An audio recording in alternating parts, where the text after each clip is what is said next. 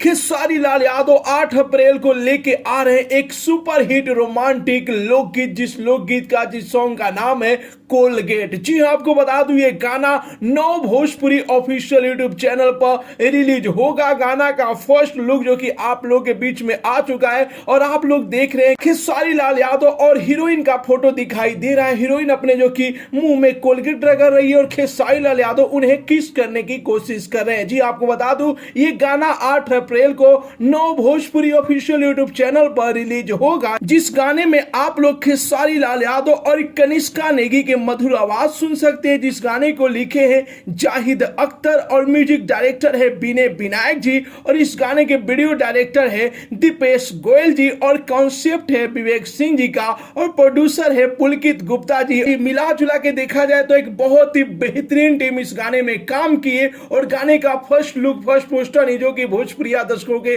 दिल पर छप गया है। जी और सभी लोग जो कि इस गाने को बेसब्री से इंतजार करें तो ये इंतजार का घड़ी आप लोग को 3 दिन बाद समाप्त होगा। जी हाँ, 8 अप्रैल को नौ भोजपुरी ऑफिशियल यूट्यूब चैनल पर इस गाने को रिलीज किया जाएगा। तो फिलहाल में आप लोगों को गाने का फर्स्ट लुक कैसा लगा, अपना राय जरूर ही कमेंट बॉक्स में बताइए और भोजपुरी जगत की हर छोटी बड़ी अपडेट जानने के लिए चैनल को जरूर ही सब्सक्राइब कर लीजिए। मिलते अगले वीडियो में एक नया न्यूज के साथ, तब तक के लिए बाय बाय, टेक केयर, जय हिंद।